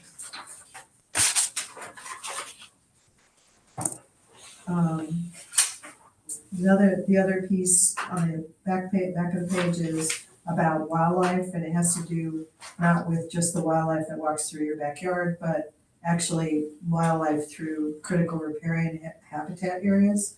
So if you're thinking about along the Corbett Ditch through Barry's property where there's big parcels, multi-acre parcels, the intention there is that it shouldn't hurt wildlife. It should be open for wildlife transit. Updated policy is similar, except that it does 2 things. It adds fences, walls, other physical features, open space privacy, architectural style, character and development zone, generally adobe stone, stucco, masonry, ocotillo, ritake, and latillas. You know what ritake is? It's a stacked mesquite fence that you see, it's like a ranch fence you see along in this area. And latillas are vertical posts that are stacked together or that are wired together. in the neighborhood? I mean, is that there? Yeah, there are, yeah. Vertical wood, slat, picket, and that's just the common wooden fence that you see all over the place, yeah. Sorry. and wrought iron acceptable. Corrugated metal and solid sheet metal fences are not acceptable, front or back, right? So that, we're talking about perimeter. And because these corrugated metal fences are kind of going up everywhere, all over the place. And they're really not particular to this historic zone. The height of a new privacy wall or fence cannot obstruct public view of buildings and structures from the street. Solid walls and fences at the front of the property should not be taller than 4 feet as measured from the street side grade, but may step up to 6 feet on the sides and rear. Privacy wall and fence materials must be appropriate to the historic context of the structure and the development zone. I just think in context of the street, that maybe it's important to state public or private street, so that, you know, going down El Cayón, we don't encounter this conversation in the future about the value of walls, that is the street that those houses are That's on. good. And similarly, Spicer Lane and, you know, So then I think that should be Been a hot topic expanded. So what you're saying that I think it should be it should be expanded street or clarified or to say road street or as defined by- private street as defined by the UDC. Yeah, send them back to see that, something that really clarifies that if they're facing these alleys, you can't walk, that may feel like a perimeter wall as in the instance of a recent wall review. Right. But it's actually facing the street, Okay. it's a private street. I think one issue you're gonna get there is that whether something is a rear yard, side yard, or front yard is defined by not whether it's got another street by it, but how it's documented at the recorder's office. And all of it, so that you can apply zoning codes to front yards, backyards, side yards. Those are all clear, there's clear definitions for those things. So for example, on the wall we just looked at, to try to include the lane that runs to the, west of it as another roadway and requires a 4-foot wall. You couldn't, I don't think you'd get away with that, or maybe should you? Well, the language says cannot obstruct the structures from the street. I just wanna clarify that street is not just Fort Lowell, it's all of the other lanes and streets that are in the neighborhood, as defined by the technical standards. I don't know if it's necessary, but it kind of seems like it is, because if you think about how much historic assets face those lanes, this is a good opportunity to clarify. And the other thing, I mean, the inventory forms themselves have a picture that says front elevation. And that's a legal tool that's used in these reviews. So like, for example, 5495 East Fort Lowell, it has a north facing front elevation, but that doesn't face any street. So, I mean, it's a slightly there, I mean, because of the organic development patterns, it's a little complicated, what's the front and what's the rear. Necessary. What's visible from the It's street. yeah, and some of the houses have nothing visible from the street. So instead you have a front yard, I mean, but that you have tools to bring to bear, and this, I think, provides a lot more clarification about how to deal with the walls, which is what the code already says. This is just what the code Yeah. already says, it's just clarifying that it is absolute in Fort Lowell. And it's punching it out for applicants at the beginning of their process. Which is what we're really trying to do, is help people be successful and not get over here with the proposals that are not acceptable. And like with the Harrington House, when Carol Parker proposed the wall, she built a front wall that's 4 feet and it steps back, right? And that was part of the review, the agreement that it would step back from the street so that it doesn't abut a 6-foot wall. Because you definitely get the full perspective of the house from the street. That's just one street, but it is kind of complicated when you have more than one street. Your comment of new solid walls, tell me about your intent for new solid walls. It's second line of new solid, because, so for example, the Nuttall House, if we would put another new fence up, I mean, it's not gonna happen for 20 years now, but if we put up another new fence, why wouldn't we, and I'm not in an historic home, if I was, why wouldn't we put in a 4-foot fence or 4-foot wall? You would, And under this you would. but it's replacement. I'm telling you, it's a replacement. It's not a new, it's not solid. I mean, there's some language here that gives me an out, because I'm just gonna replace one panel, and you and I have talked about today that I've got headlights that come up, so of course I need them. I can't do that it point. at that point, but for other parts of it, I could be better. And so and wouldn't that have been nice if the guidelines had directed me that way at that time when I was doing a replacement wall as a replacement fence? And I just wonder if there's something here that that would give us a little bit more guidance as a board, Strike new. and it not necessarily solid, but new solid walls or fences, I guess, but yeah, that's what I'm wondering. And again, I just wondered your intent.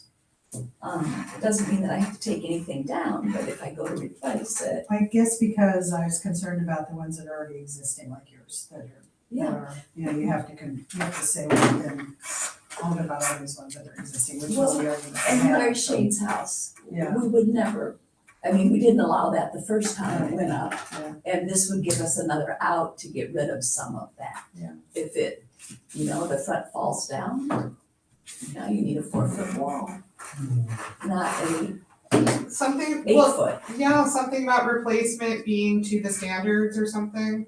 I think we just strike the new.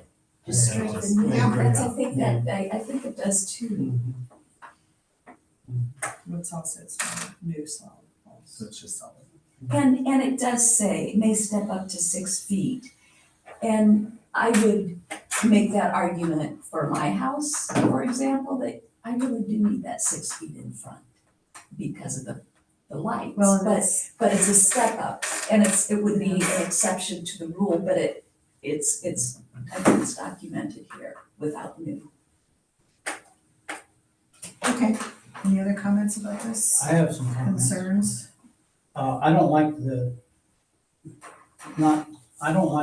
exclusion of corrugated metal and solid sheet metal fences.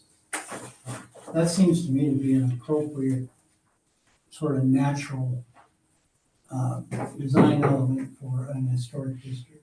And there's lots of it in our historic district. Where? There are Well, gates. my house, Or there there's are all kinds gates, of them. right? You don't have a solid fence of it though. Not solid, but I have parts of it that are corrugated metal. Sounds to me like I couldn't have that. You couldn't build it today if we were to adopt this. Here's my problem with some of this. So what about across the street from you? What if you saw that throughout the whole neighborhood? I like the idea of limiting height in the front, along the street. What somebody wants to do around their pool or a side yard that is perpendicular to the street, I'm not sure I have a big problem with that. I do have a big problem with them, what they did across the front of the street. That's what you'd see. I agree with that. And that's what this reads. It does. Yeah, because it gives you that 6 feet on the sides and the rear of the property. It doesn't give you the No, it says that this is not acceptable. Corrugated metal. I just think that that's the kind of material, and this is sort of the way I look at it sometimes. If we had no historic district, and this was more or less the old Fort Lowell area, this is something that Hispanic people that have lived here for a long time would for sure use. but they didn't. Not But during they the El didn't. Fuerte But they Village. didn't. They would. But they didn't. There was none of They that. I live in a They're all- Fuerte. Well, yeah, but they're all owned by different people now. No, that grandson, grandson, I great just think grandson it's lives such there. They have A never. common material to be used in a barrio But situation. it- Well, In the- so it's the In the same barrio, maybe. corrugated metal roofs and all, if It's just like, where are you using it and to what extent are you using it? Yeah, here's the You other, can drive through Midtown neighborhoods now and see corrugated metal. everywhere. It's ubiquitous at this modern. point. Yeah, But it's modern. here's the- And there is a It's distinction. yes. You would find these fences, you would find a corrugated metal fence in Barrio Viejo, and there are examples of it. There's not a single example of a historic corrugated fence Here? in this neighborhood. Not a corrugated, Oh, a historic excuse corrugated. me. Here's another thing I think, is I hate to see language and rules and things that eliminate the ability for a better idea. Mhm. Particularly when you're down the line and you see something, an opportunity that would be good for everybody, but would be eliminated because of the language within things like design guidelines. I think we need some kind of flexibility to be able to look at, say, an architect's design and say, well, maybe that is appropriate for this particular use. For example, on the 4-foot height, possibly coming down the corners or having a gate or doing some other things in there would be very appropriate and good for the neighborhood. Blocking the historic assets with 6-foot structures is not good for the That's neighborhood. not what I'm saying. I'm saying Creativity. creative You know what, ideas that, You need to be able to invite some creativity that's compatible, right? that's what I'm saying, I always kind of go back in my mind, what would somebody without means do? What kind of creative Yeah. solution would they come up with? Which seems to be appropriate to So can we continue this in January? I mean, I'd like to, it's almost 9 and everybody's, But I would say on all of this, you know, this is a tool for people who know nothing about this neighborhood coming in to build something that helps guide a design and creativity that's going to fit into the context of the neighborhood. And what we have seen in the last year are multiple projects that do not take into consideration the context.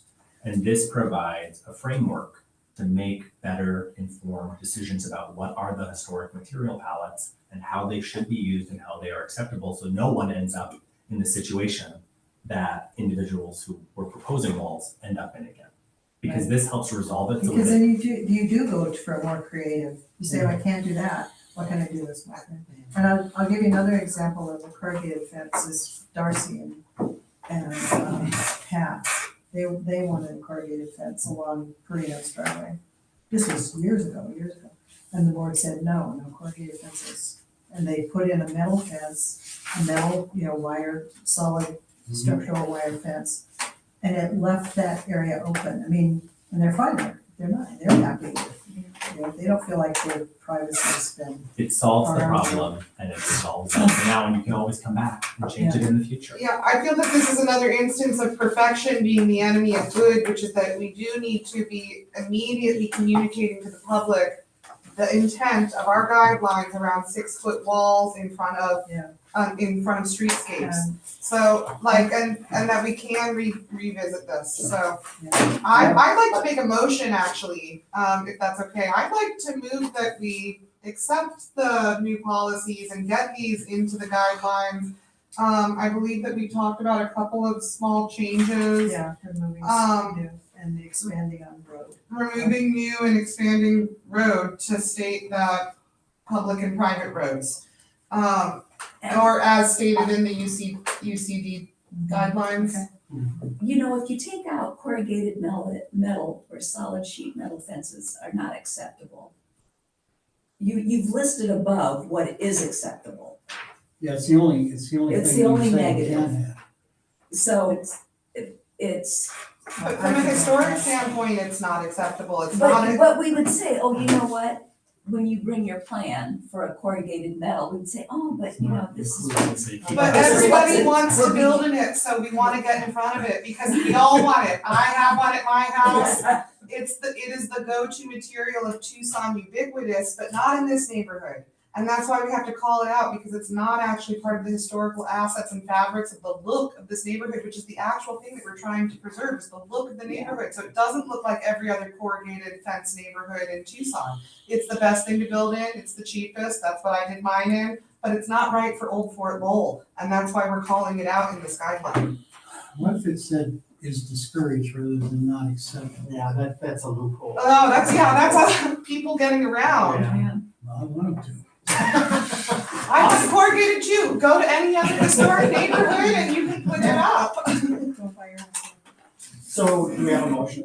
Yes, my motion is that we accept and integrate these new guidelines into the Portable Historic walls and guidelines fences. regarding walls and fences with the few small changes that we've discussed. And that if needed, we can definitely come back as a team to get even more nuanced around the materials. But for the time being, we are setting the public up for more success with this language. I'll second that. Other discussion? Okay, let's vote. Start with Chris this time. Aye. Very good. I have to go with my comment. No. I vote no. Yes. Yes. Yes. So 2 no's. The ayes have it, though. Okay, great, thank you. Yeah, thank you. This was Thank very you. good. This was good work. Such a, What a major goal checked such a off. good, yeah. So we still have an agenda, so we They don't are better. I mean, since I joined the board, I think this is exactly what we've got. Yeah. It's great. Okay, what I'm gonna do is propose that we, I'll give you a very quick update on number 6, which is the appeal. And that is that at the public hearing was continued, the public hearing was continued to December 12th, right? So if you weren't at the first one, you gotta come to the second one. Because, and somebody's gonna help me figure out, I will. thank you. Yeah, and the reason it was continued is Paul Cunningham asked for there to be some negotiation between our board and the applicant, and he couldn't do it himself because he's ex parte in this public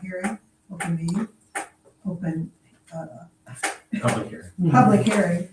And so the city manager offered to do it, and I met twice with the city manager and the zoning examiner and the assistant city manager and the deputy director. And we're gonna meet again tomorrow. Chris and I are meeting again tomorrow with the zoning Thank you, examiner. Chris and Elaine. Would have been, I'm sorry, go ahead. And then then from that will come a report from the city manager to the mayor and council with a recommendation. And then there'll be another public hearing. The public hearing will continue on December 12th. But I believe the people who spoke at the first one can't speak at the second one. So if we need to do it, aside from the appellant, which is, I think anybody on the board is considered the appellant, which we clarified.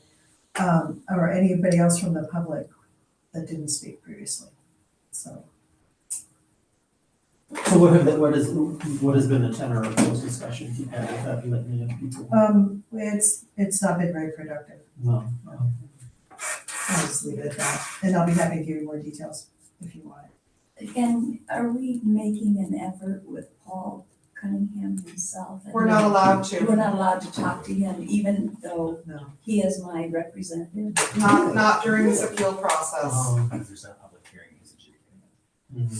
So that's that, and I'll give you He more said he details wished he could, he would individually. like to be resolving this at his office.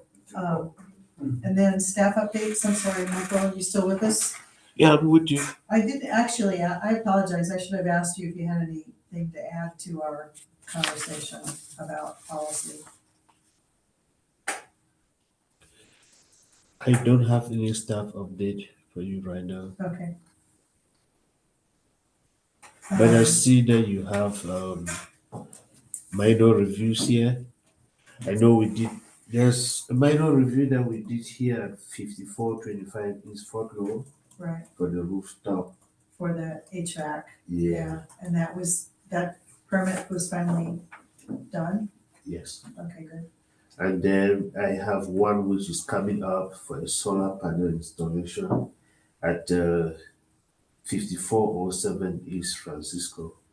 Okay, That's the So most I will recent. be reaching Okay. out to you for that one. And I'm also aware of a demolition, pool demolition Yeah. at 5490, not 95, Yes, 5429.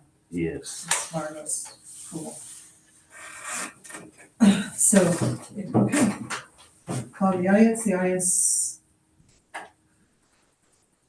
so, future agenda items, I'm aware of something that's coming from St. Gregory, or from the Gregory School, but I don't know when. It has to do with the monument, and I'm also aware of the revisit of 5301. That's all I know.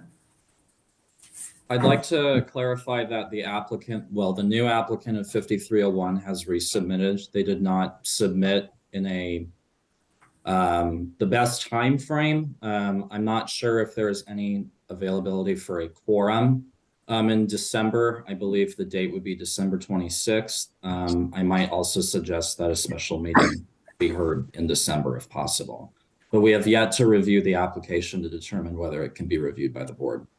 Okay, well, let us know. I think a lot of people are gonna be out of town, so. Okay, That date does not work for me. I'm sure of that, yeah. And I would be more willing to meet earlier in January, if that helps, and makes everything better. Instead of, oh, and I'm Instead of also- the end of instead of December at all. Also open to that. so just let us know and we'll do what we can. Okay, and then we're adjourned. Thank you. Thank you all for the hard work tonight. I really you. appreciate it. Good job, Elaine. I wanted to be sure who's resubmitting? 5301 East Portland, The two church. the teacher's house. Is there a new